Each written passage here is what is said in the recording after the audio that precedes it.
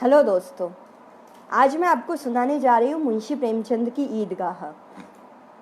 इस कहानी के लिए मैंने आज का दिन ही क्यों चुना, ये बड़ा दिलचस्प है क्योंकि इस कहानी में ईद को बेहद खूबसूरती से दिखाया गया है, बेहद खूबसूरती से बताया गया है कि ईद का त्यौहार क्या होता है, ईद के त्यौहार की खूबसूरती क्या क्या होती है, क्यों ईद का त्यौहार मनाते हैं और ईद के त्यौहार और ईदी से किस तरह से बच्चों की भावनाएं जुड़ी होती हैं। साथ ही साथ इस कहानी में चित्रण है हामिद का, 5 साल का भोला भाला मासूम हामिद, जो अपनी दादी के लिए एक चिमटा लेकर आता है। जहाँ उसके दोस्त बड़े बड़े खिलौने खरीदते हैं, मिठाइयाँ खाते हैं, हामिद खुद पर नियंत्रण रखता है और महज एक चिमटा खरीदता है इसलिए कि वो अपनी दादी के जलते हाथों को बचा सके। बाल मन का ऐसा खूबसूरत चित्रण मुंशी प्रेमचंद के अलावा और कौन कर सकता है। तो आइए आपको मैं सुनाती हूँ मुंशी प्रेमचंद की कहानी ईदगाह। रमजान के पूरे 30 रोज़ों बाद ईद आई है। कितना मनोहर, कितना सुहावना प्रभात है। वृक्षों पर अजब हरियाली है, खेतों में कुछ अजीब रौनक है, आसमान पर कुछ अजीब लालिमा छाई हुई है। आज का सूर्य देखो, कितना प्यारा, कितना शीतल है, जैसे संसार को ईद की बधाइयाँ दे रहा हो। गांव में कितनी हलचल है, ईदगाह जाने की तैयारियां हो रही है। किसी के कुर्ते में बटन नहीं है तो पड़ोस के घर में सुई धागा लेने दौड़ा जा रहा है। किसी के जूते कड़े हो गए हैं, उनमें तेल डलवाने के लिए तेली के घर भागा जाता है। जल्दी जल्दी बैलों को साना पानी दे दो, ईदगाह से लौटते लौटते दोपहर हो जाएगी। 3 कोस का पैदल रास्ता, फिर सैकड़ों आदमियों से मिलना और भेंटना। दोपहर से पहले लौटना असंभव है। लड़के सबसे ज़्यादा प्रसन्न हैं। किसी ने 1 रोज़ा रखा है, वो भी दोपहर तक, किसी ने वो भी नहीं। लेकिन ईदगाह जाने की खुशी उनके हिस्से की चीज़ है। रोज़े बड़े बूढ़ों के लिए होंगे, लेकिन बच्चों के लिए तो ईद है। रोज़ ईद का नाम रटते थे, आज वह आ गई। अब जल्दी पड़ी है कि लोग ईदगाह चलते क्यों नहीं। इन्हें गृहस्थी की चिंताओं से क्या प्रयोजन। सेवइयों के लिए दूध और शक्कर घर में है या नहीं, इनकी बला से ये तो सेवइयाँ खाएंगे। ये क्या जाने कि अब्बाजान क्यों बदहवास चौधरी कायम अली के घर दौड़े जा रहे हैं। उन्हें क्या खबर कि चौधरी आंखें बदल ले तो ये सारी ईद मुहर्रम हो जाएगी।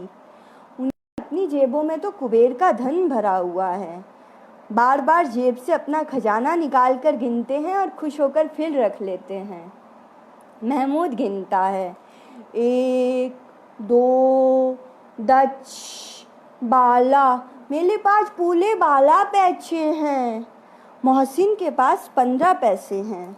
इन्हीं अनगिनते पैसों में न जाने कितनी अनगिनत चीज़ें ये बच्चे लेकर आएंगे। खिलौने, मिठाइयाँ, बिगुल, गेंद और न जाने क्या क्या। लेकिन सबसे ज़्यादा खुश है हामिद, वो 4-5 साल का गरीब सूरत दुबला पतला लड़का जिसका बाप गत वर्ष हैजे की भेंट चढ़ गया था और माँ न जाने क्यों पीली होते होते एक दिन मर गई थी। किसी को क्या पता क्या बीमारी है, कहती तो कौन सुनने वाला था। दिल पर जो बीतती थी वह दिल ही में सहती थी और जब न सहा गया तो इस संसार से विदा हो गई। अब हामिद अपनी बूढ़ी दादी अमीना की गोद में सोता है और उतना ही प्रसन्न है। उसके अब्बा जान रुपए कमाने गए हैं, बहुत सी थैलियाँ लेकर आएंगे। अम्मी जान अल्लाह मियाँ के घर से उसके लिए अच्छी अच्छी चीज़ें लाने गई है, इसलिए हामिद प्रसन्न है। आशा तो बड़ी चीज़ है और फिर बच्चों की आशा, उनकी कल्पना तो राई का पर्वत बना लेती है। हामिद के पाँव में जूते नहीं हैं, सर पर एक पुरानी धुरानी टोपी है जिसका गोटा काला पड़ गया है। हामिद फिर भी प्रसन्न है। जब उसके अब्बाजान थैलियाँ और अम्मी नियामतें लेकर आएगी तो वो दिल के अरमान निकालेगा। तब देखेगा मोहसिन, नूरे और सम्मी कहाँ से उतने पैसे निकालेंगे। इधर अभागिन अमीना अपनी कोठरी में बैठी रो रही है। आज ईद का दिन और उसके घर में एक दाना नहीं। आज आबिद होता तो क्या इस तरह ईद आती और चली जाती। इस अंधकार और निराशा में वह डूबी चली जा रही थी। किसने बुलाया था इस निगोड़ी ईद को। इस घर में उसका काम नहीं। लेकिन हामिद, उसे किसी के जीने या मरने से क्या मतलब। उसके अंदर प्रकाश है, बाहर आशा। विपत्ति अपना सारा दल बल लेकर आ जाए, हामिद की आनंद भरी चितवन उसका विध्वंस कर देगी। हामिद भीतर जाकर दादी से कहता है, तुम डरना नहीं अम्मा, मैं सबसे पहले आऊँगा, बिल्कुल ना डरना। अमीना का दिल कचोट रहा है। गांव के बच्चे अपने अपने बाप के साथ जा रहे हैं। हामिद का बाप अमीना के सिवाय और कौन है? उसे कैसे मेले में अकेले जाने दे? उस भीड़ भाड़ में बच्चा कहीं खो गया तो क्या होगा? नहीं, अमीना उसे यूँ जाने नहीं देगी। नन्ही से जान 3 कोस चलेगा कैसे? पैर में छाले पड़ जाएंगे। जूते भी तो नहीं हैं। वो थोड़ी थोड़ी दूर पर उसे गोद में ले लेती, लेकिन यहाँ सेवैयाँ कौन पकाएगा? पैसे होते तो लौटते लौटते सब सामग्री जमा करके चटपट बना लेती। यहाँ तो घंटों चीज़ें जमा करते लगेंगे। मांगे का ही तो भरोसा ठहरा।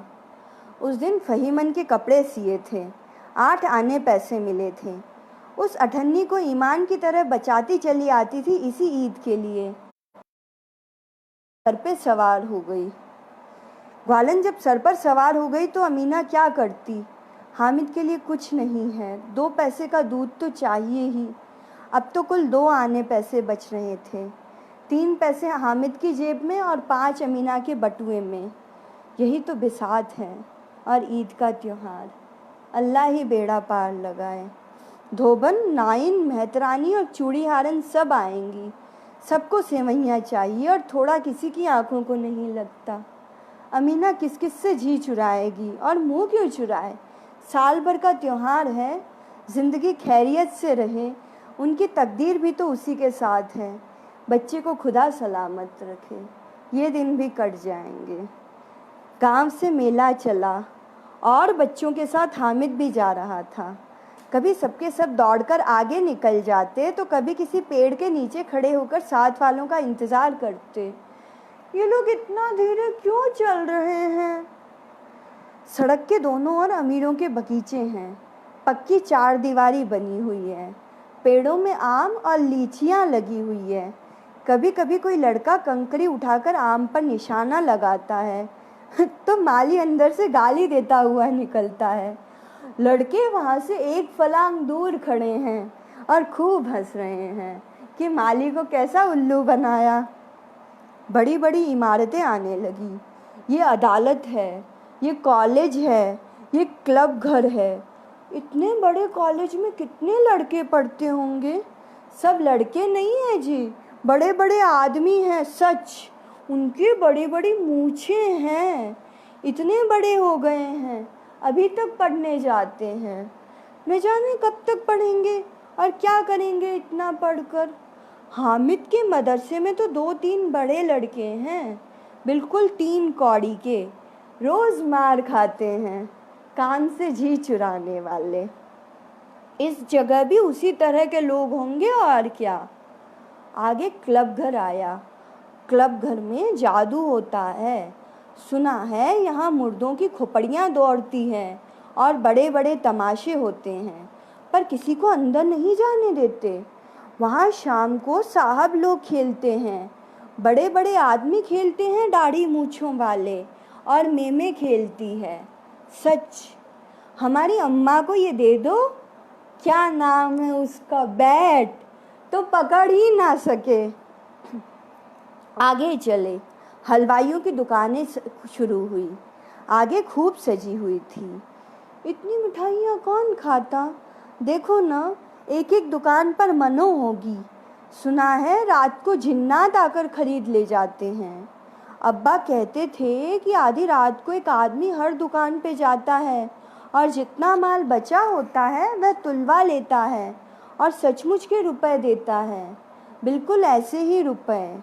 हामिद को यकीन ना आया। ऐसे रुपए जिन्नात को कहाँ से मिल जाएंगे? मोहसिन ने कहा, जिन्नात को रुपए की क्या कमी, जिस खजाने में चाहे चले जाए। लोहे के दरवाजे तक उन्हें नहीं रोक सकते जनाब। आप हैं किस फेर में? हीरे जवाहरात तक उनके पास रहते हैं। जिससे खुश हो जाएं उसे टोकरों जवाहरात दे दें।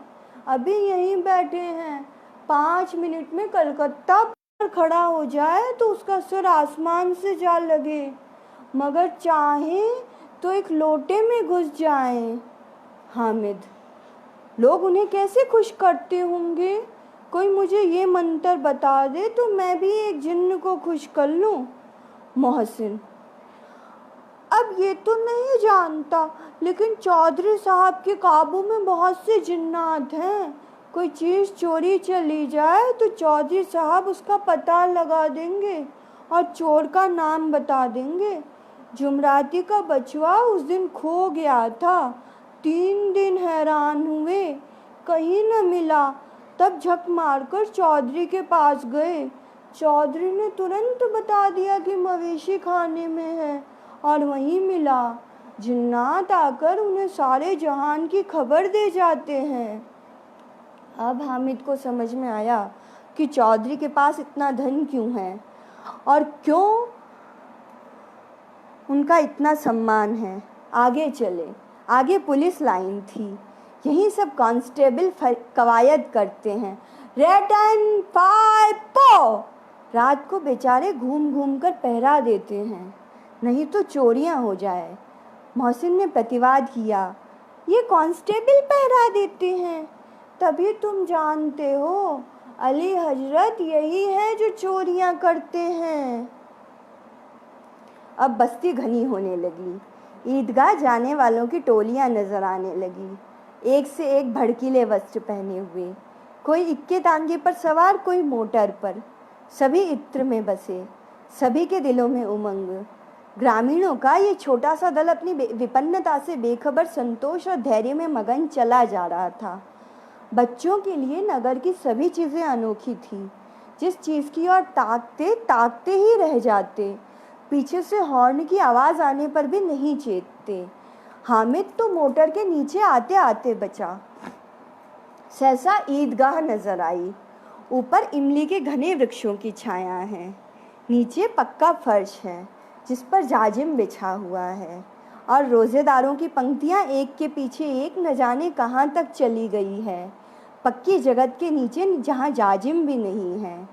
नए आने वाले आकर पीछे की कतार में खड़े हो जाते हैं। आगे जगह नहीं है।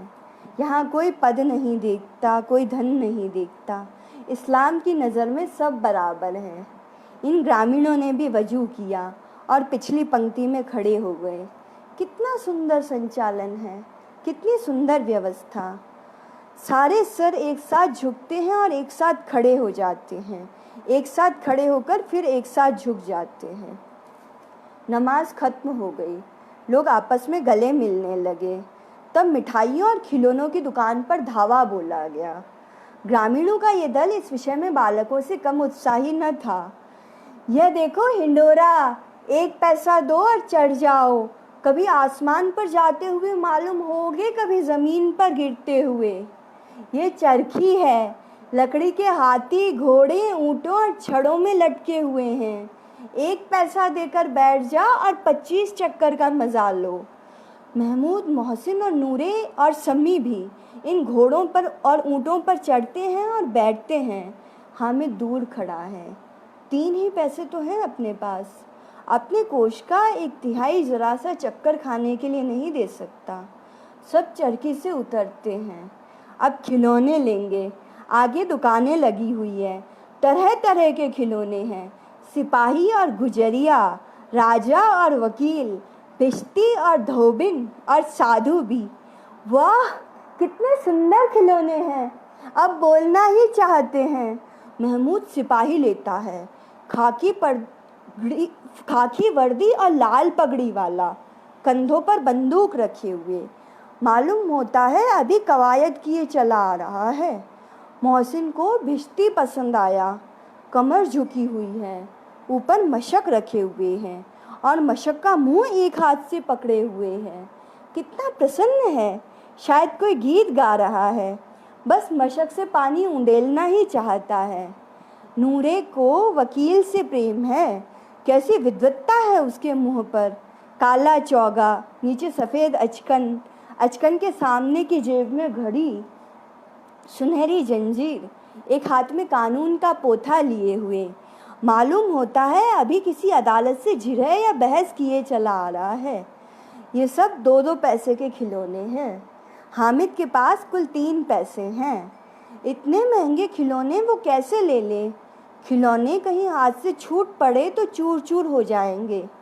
जरा पानी पड़े तो सारा रंग घुल जाएगा। ऐसे खिलौने लेकर वो करेगा भी क्या? ये खिलौने उसके किस काम के? मोहसिन कहता है, मेला भिश्ती लौज पानी दे जाएगा सुबह छवेले। महमूद कहता है, और मेला छिपाही घर का पहला देगा। कोई चोर आएगा तो फौरन बंदूक से फेल देगा। नूरे कहता है, और मेला वकील खूब मुकदमे लड़ेगा। सम्मी, और मिली धोबन लोच कपड़े धोएगी। हामिद इन खिलौनों की निंदा करता है। मिट्टी के ही तो हैं, गिले और चकनाचूर हो जाएंगे। लेकिन ललचाई हुई आंखों से हामिद इन खिलौनों को देख रहा है। वह चाहता है कि ज़रा देर के लिए उन्हें हाथ में ले सके। उसके हाथ अनायास ही लपकते हैं। लेकिन लड़के इतने त्यागी नहीं होते, विशेषकर जब शौक नया हो। हामिद ललचाता रहता है।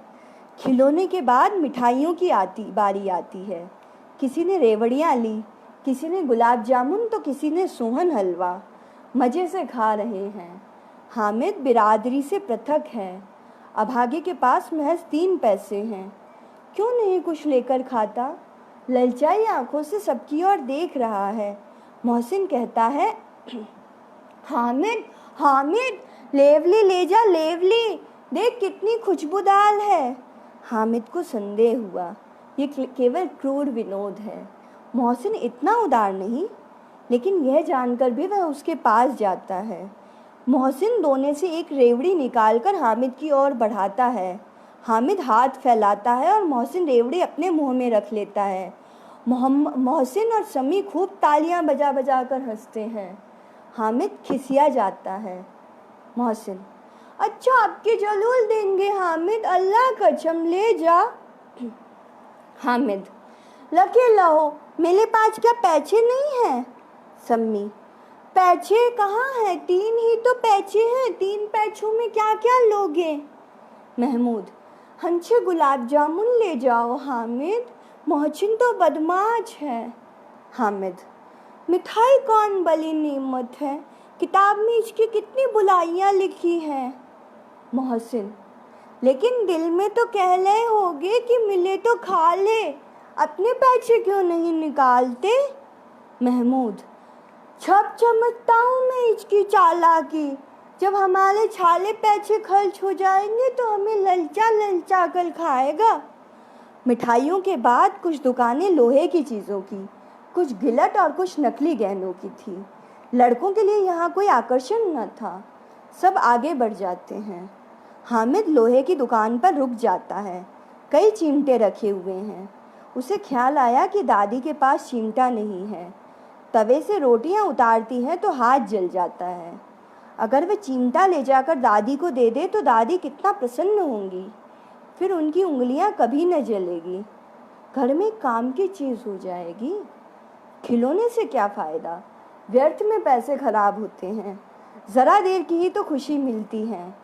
फिर तो खिलौनों को कोई आंख उठाकर भी नहीं देखता। ये तो घर पहुंचते ही टूट फूट कर बराबर हो जाएंगे। चिमटा कितने काम की चीज़ है। रोटियां तवे से उतार लो, चूल्हे में सेक लो। कोई आग मांगने आए तो चटपट चूल्हे से आग निकाल कर उसे दे दो। अम्मा बेचारी को कहाँ फुर्सत है कि बाज़ार आए, और इतने पैसे कहाँ मिलते हैं। रोज़ हाथ जला लेती हैं। हामिद के साथ ही आगे बढ़ गए। सबील पर सबके सब शरबत पी रहे हैं। अम्मा चिमटा देखते ही दौड़कर मेरे हाथ से ले लेंगी और कहेंगी, मेरा बच्चा अम्मा के लिए चिमटा लाया है, कितना अच्छा लड़का है। इन लोगों के खिलौनों पर कौन इन्हें दुआएं देगा। बड़ों की दुआएं सीधे अल्लाह के दरबार में पहुंचती है और तुरंत सुनी जाती हैं। मैं भी इनसे मिजाज क्यों सही। मैं गरीब ही सही, किसी से कुछ मांगने तो नहीं जाता। आखिर अब्बा जान कभी ना कभी तो आएंगे ही, अम्मा भी आएगी। फिर इन लोगों से पूछूंगा कितने खिलौने लोगे। एक एक को टोकरियां भर खिलौने दूंगा और दिखा दूंगा कि दोस्तों के साथ किस तरह का सलूक किया जाता है। ये नहीं कि मिला तो मुंह चिढ़ा चिढ़ा कर खाने लगे। सबके सब हंसेंगे कि हामिद ने चिमटा लिया है। हंसे मेरी बला से। उसने दुकानदार से पूछा, ये चिमटा कितने का है? दुकानदार ने उसकी ओर देखा और कोई आदमी साथ न देखकर कहा, तुम्हारे काम का नहीं है। बिकाऊ है कि नहीं? बिकाऊ क्यों नहीं है और यहाँ क्यों लाद लाए हैं? तो बताते क्यों नहीं के पेछे का है? 6 पैसे लगेंगे। हामिद का दिल बैठ गया।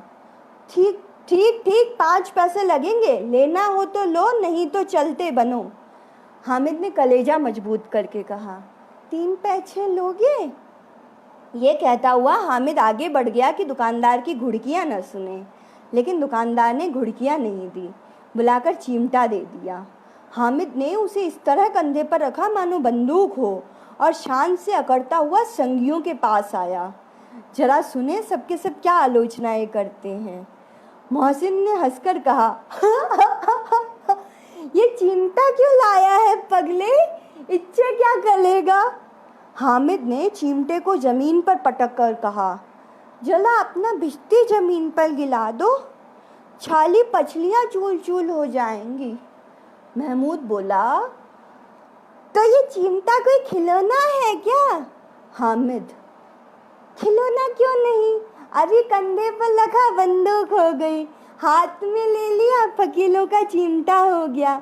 चाहूँ तो इच्छे मंजिले का काम ले सकता हूँ। एक चिमटा जमा दूँ तो तुम लोगों के छाले खिलौनों की जान निकल जाए। तुम्हारे खिलौने कितना ही जोर लगाए, मेरे चिमटे का बाल भी बाका नहीं कर सकते। मेरा छेल बहादुर है मेरा चिमटा। समी ने खंजरी ली थी, प्रभावित होकर बोला, मेरे खंजरी से बदलोगे? 2 आने की है। हामिद ने खंजरी की ओर उपेक्षा से देखा और बोला, मेरा चिमटा चाहे तो तुम्हारी खंजरी का पेट फाड़ डाले। बस एक चमड़े की झिल्ली लगा दी और धप धप बोलने लगी, जलाचा पानी लग जाए तो खत्म हो जाए। मेरा बहादुर चिमटा आग में, पानी में, आंधी में, तूफान में बलाबल दत्कल खला लेगा। चिमटे ने छवि को मोहित कर दिया था, पर अब पैसे किसके पास धरे हैं। फिर मेले से दूर निकल आए हैं। 9 बज गए थे। धूप तेज हो रही थी। घर पहुंचने की जल्दी हो रही थी। बाप से जिद भी करें तो अब चिमटा नहीं मिल सकता था। हामिद बड़ा चालाक है, इसीलिए बदमाश ने अपने पैसे बचा कर रखे थे। अब बालकों के 2 दल हो गए। मोहसिन, महमूद, समी और नूरे एक तरफ और हामिद अकेला दूसरी तरफ। शास्त्रार्थ हो रहा था। समी तो विधर्मी हो गया, दूसरे पक्ष से जा मिला। लेकिन मोहसिन, महमूद और नूरे भी हामिद से 1-1, 2-2 साल बड़े होने पर भी हामिद के आघातों से आतंकित हो रहे थे। हामिद के पास न्याय का बल था और नीति की शक्ति। एक और मिट्टी थी और दूसरी ओर लोहा, जो इस वक्त अपने को फौलाद कह रहा था। वह अजेय है, घातक है। अगर कोई शेर आ जाए तो मियाँ भिश्ती के छक्के छूट जाएं। मियाँ सिपाही बंदूक छोड़ भागे, वकील साहब की नानी मर जाए और चोगे में मुंह छुपाकर जमीन पर लेट जाएं। मगर ये चिमटा, ये बहादुर रुस्तम हिंद लपक कर शेर की गर्दन पर सवार हो जाएगा और उसकी आंखें निकाल लेगा। मोहसिन ने एड़ी चोटी का जोर लगाकर कहा, पानी तो नहीं भर सकता ना। हामिद ने चिमटे को सीधा करके कहा, भिश्ती को एक दांत बताएगा तो दौला हुआ पानी लाकर उसके द्वार पर छिलकने लगेगा। मोहसिन परास्त हो गया, पर महमूद ने कुम्हुक पहुंचाई। अगर बच्चा पकड़े गए तो अदालत में बंदे बंदे फिरेंगे, तब तो वकील साहब के पैर पड़ेंगे। हामिद इस प्रबल तर्क का जवाब न दे सका। उसने पूछा, हमें पकड़ने कौन आएगा? नूरे ने अकड़कर कहा, ये सिपाही आएंगे, पकड़ेंगे क्या बेचारे। मोहसिन को एक नई चोट सूझ गई, तुम्हारे चिमटे का मुंह रोज जलेगा। उसने सोचा था कि हामिद लाजवाब हो जाएगा, लेकिन बात नहीं बनी। हामिद ने तुरंत जवाब दिया, आग में बहादुर ही कूदते हैं जनाब। तुम्हारे वकील, सिपाही और भिश्ती तो लेडियों की तरह घर में घुस जाएंगे। आग में वह काम है जो ये रुस्तम हिंद ही कर सकता है। महमूद ने और जोर लगाया। वकील साहब तो कुल्ची मेज पर बैठेंगे, तुम्हारा चिमटा तो बावर्ची खाने में पला लेने के सिवा और क्या कर सकता है। इस तर्क ने नूरे और शमी को भी खुश कर दिया। कितने ठिकाने की बात कही है पट्टे ने। चिमटा बावर्ची खाने में पड़े रहने के सिवाय और कर ही क्या सकता है। हामिद को कोई फड़कता हुआ जवाब न सूझा तो उसने धांधली शुरू कर दी। मेरा चिमटा बावर्ची खाने में नहीं लाएगा। वकील साहब कुर्सी पर बैठेंगे तो उन्हें जमीन पर पटक देगा और उनका कानून उनके पेट में डाल देगा। बात कुछ बनी नहीं। विजेता को हारने वाले से जो सत्कार मिलना स्वाभाविक है वो हामिद को भी मिला। औरों ने 3-3, 4-4 आने पैसे खर्च किए पर कोई काम की चीज़ न ला सके। हामिद ने 3 पैसे में ही रंग जमा दिया। सच ही तो है, खिलौनों का क्या भरोसा, टूट फूट जाएंगे। हामिद का चिमटा तो बरसों बना रहेगा। महमूद और नूरे ने हामिद को अपने अपने खिलौने पेश किए। हामिद को इन शर्तों को मानने में कोई आपत्ति न थी। चिमटा बारी बारी से सबके हाथ में गया और सबके खिलौने बारी बारी से हामिद के हाथ में आए। कितने खूबसूरत खिलौने हैं। हामिद ने हारने वालों के आंसू पोंछे। मैं तुम्हें चिल्ला रहा था, छच कितने खूबसूरत खिलौने हैं। ये चिमटा भला इन खिलौनों की क्या बलाबली करेगा। ये खिलौने तो मालूम होता है अब बोले। लेकिन मोहसिन के पार्टी को इस दिलासे से संतोष नहीं हुआ। चिमटे का सिक्का खूब बैठ गया था। चिपका हुआ टिकट अब पानी से भी नहीं छूट रहा था। मोहसिन बोला, लेकिन इन खिलौनों के लिए अब कोई हमें दुआ तो नहीं देगा।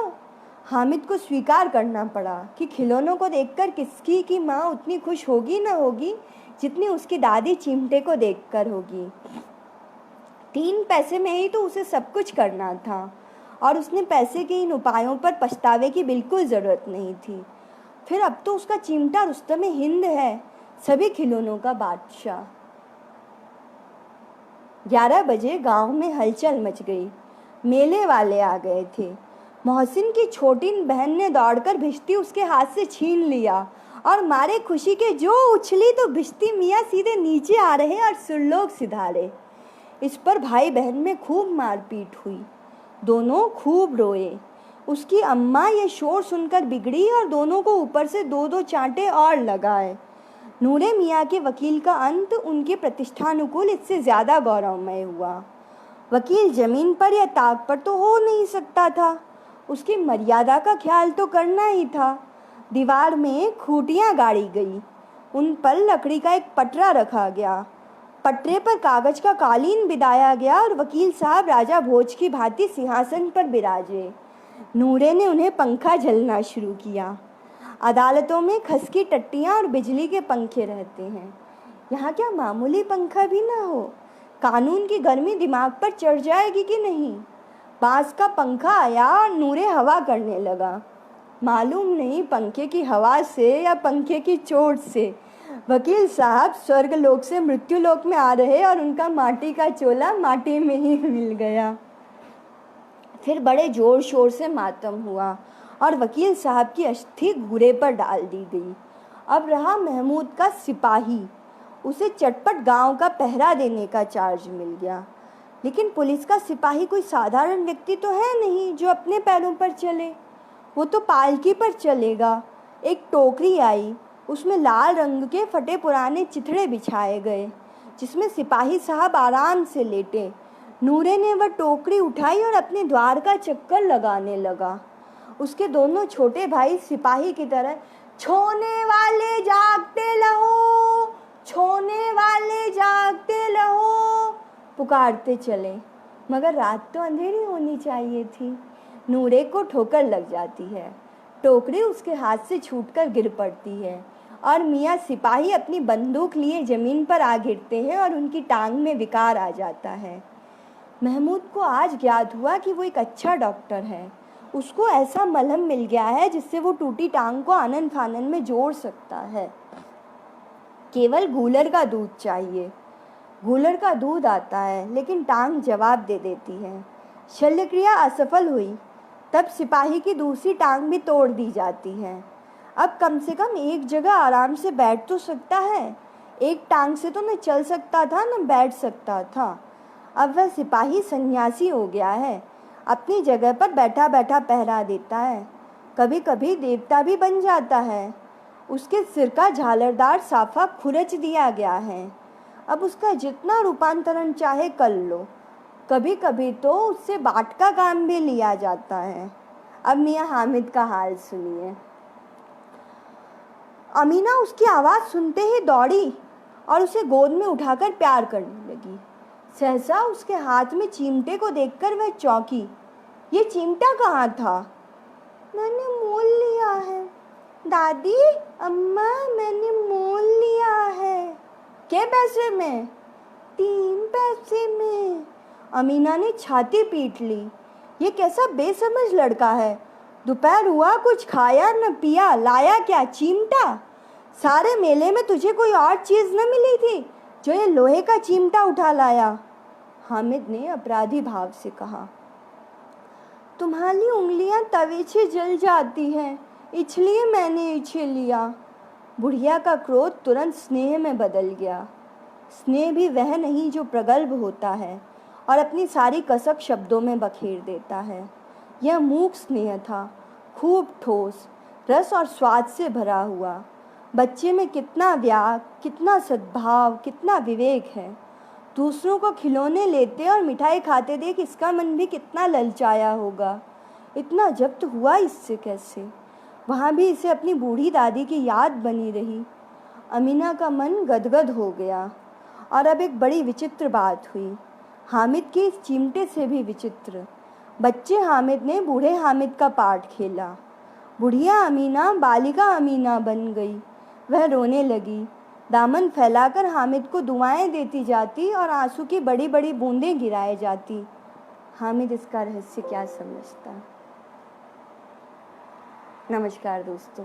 तो ये कहानी थी मुंशी प्रेमचंद जी की लिखी हुई कहानी ईदगाह, जो मैंने आज ईद के इस मुबारक मौके पर पढ़ी, क्योंकि इस कहानी में न सिर्फ ईद के जज्बातों को पिरोया गया है बल्कि एक बच्चे की मासूमियत, ईदी मिलने की उसकी चाह और किस तरीके से ईदी में मिले पैसों को वो अपनी दादी के लिए उपयोग करता है, ये बताया गया था।